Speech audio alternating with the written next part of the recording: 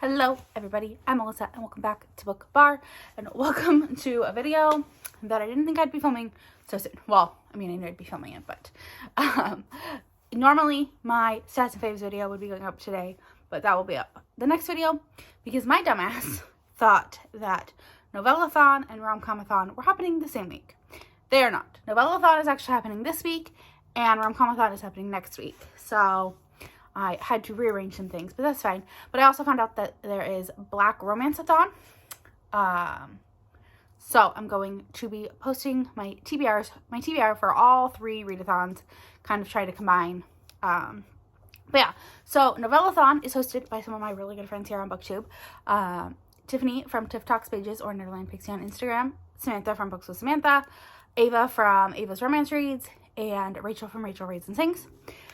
Black RomComAthon, I think is what it's called, is hosted by Deja from Deja's Book World, and I'm not sure who the other host is. I did not know who that creator was. I am going to do some research and figure it out. I think Deja said it was Mayana. I'll have channels linked below.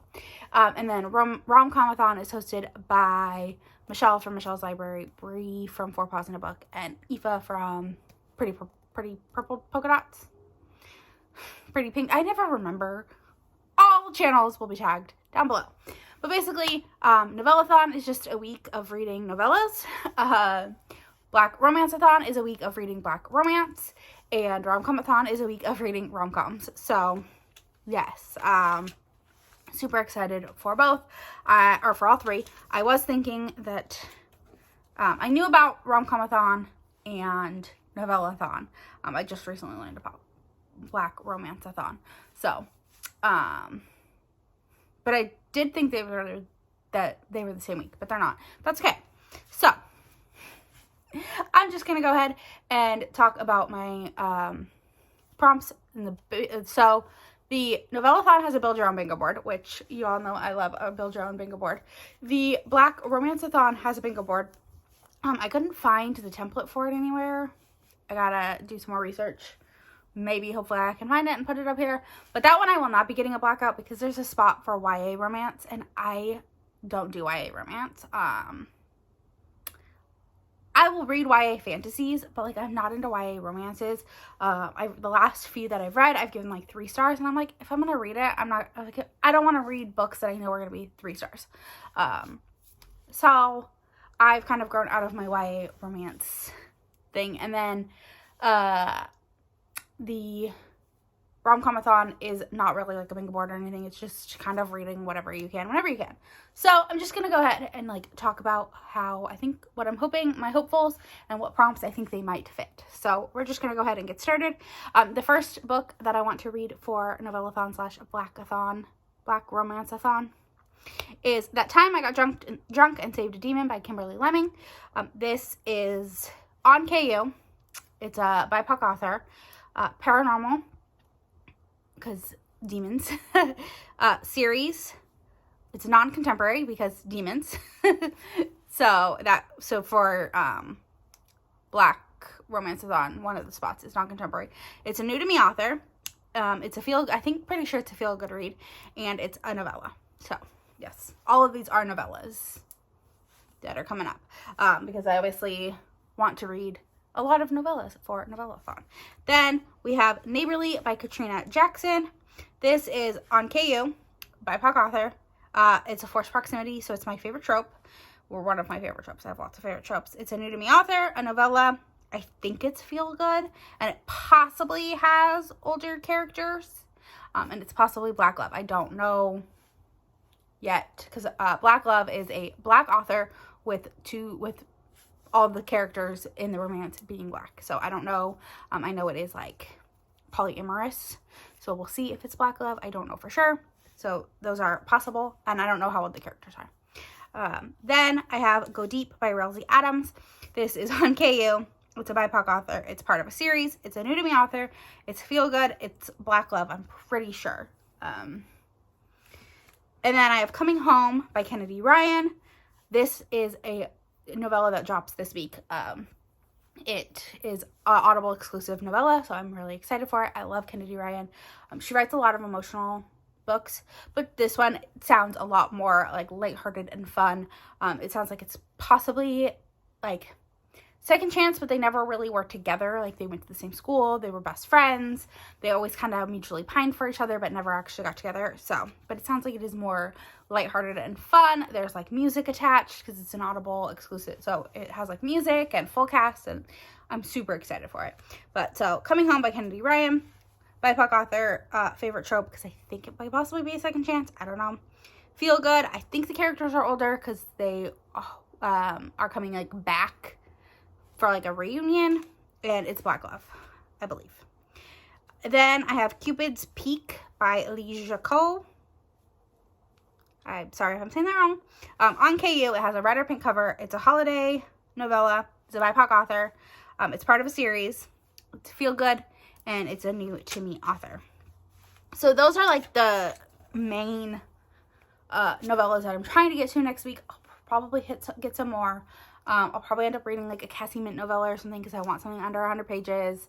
But yeah, there's tons of novellas. I think Christina C. Jones has a couple of novellas. Alexandra House might have some. Alexandra Warren. I gotta look. I'm not 100% sure, but those are the ones like I really for sure know I want to read. And then for RomComAthon, I will be reading my most anticipated read.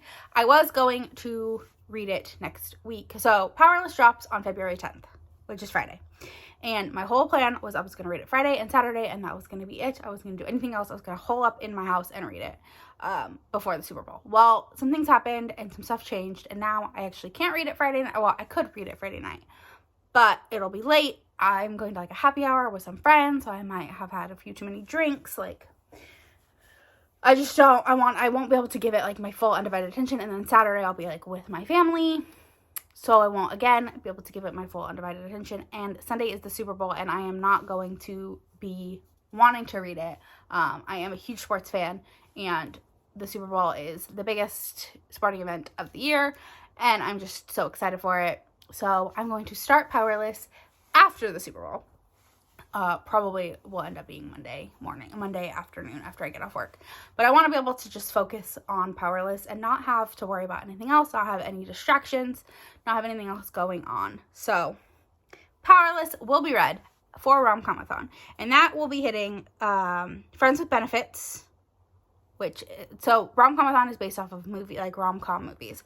So Friends with Benefits, which is a friends to lovers romance. So Powerless, I know that Jasper and Sloan grew up together. They were friends. Yes, Love Actually, a book with dual point of view. Elsie Silver's other books have all been, the other two that I've read were dual POV, so I can't imagine that this one is not told from both Jasper's perspective and Sloan's perspective, so dual POV. And then 4 Weddings and a Funeral, a book featuring a wedding. She's a runaway bride, and I do know from people that have had the arc that there is like the scene, she's at the wedding, like about to get married, and something happens, and the Eaton family causes a distraction to get her out of there. Love the Eaton family, so excited. So yeah, definitely will be reading Powerless for this week. That's like my number one priority. Number one, most anticipated book. Everyone that's had the arc has loved it. Even if they didn't love it as much as Heartless, it's still been 5 stars for everyone that has read it. So I'm just so pumped. Cannot wait. Then Crazy Rich Asians, which is a POC main character. And 10 Things I Hate About You is hate to love romance. I think Stay With Me by Alexandra House. Alexandra House fits this. From like what I've seen, it looks like they don't like each other at first. I could be wrong. Not holding myself to that one. But yes. And then Dirty Dancing is an age gap romance. That's my favorite movie of all time. So I'm going to try to read an age gap. I'm probably going to read Eyes on Me by Sarah Kate. I believe that this is age gap. So who knows? Powerless might have some sort of age gap. We'll see. But to me, age gap is generally 10 plus years minimum. 7 is a strike. 7 I could see it being an age gap, 7 years, but 10 years is generally anything over 10 years is the sweet spot. So we'll see.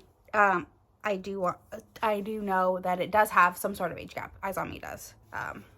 by Sarah Kate. This is the second book in the Salacious Players Club. I really want to continue. I really need to continue.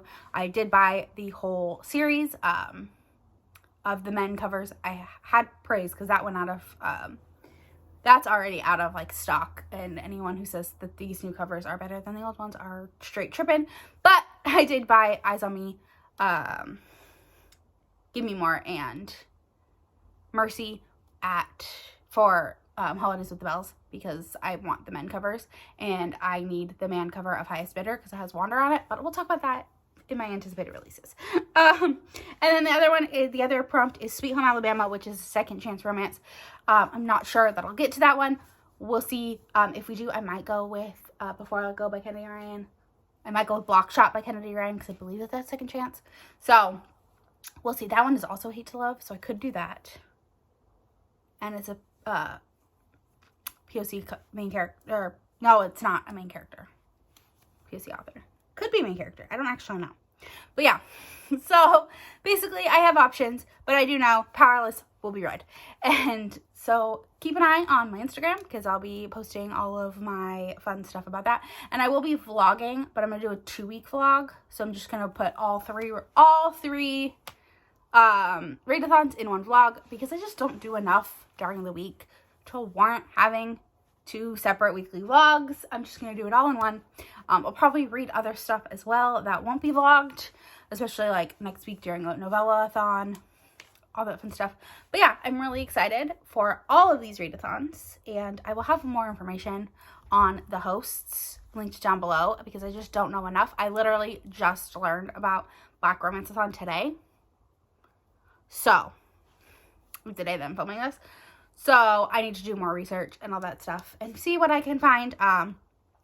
Their prompts, it's a small bingo board. It's a 3x3 bingo board. So, very small, easy to do. I just know I won't hit a blackout because I will not read a YA romance unless I can find like a YA fantasy romance novella. Then maybe I'll do it. But yeah, I'm just not, I'm not into YA. I have grown out of that stage in my life. So yes, but I would read YA fantasy romance. So if anyone has a YA fantasy romance written by a Black author, let me know because I could do that. If you made it to the end of this video, please leave me any heart emoji because, you know, all of these are romance themed readathons. So any kind of heart, preferably like a pink or a red or purple, maybe even a blue. Don't leave me a black heart. Not right now. My heart is normally black, but not today.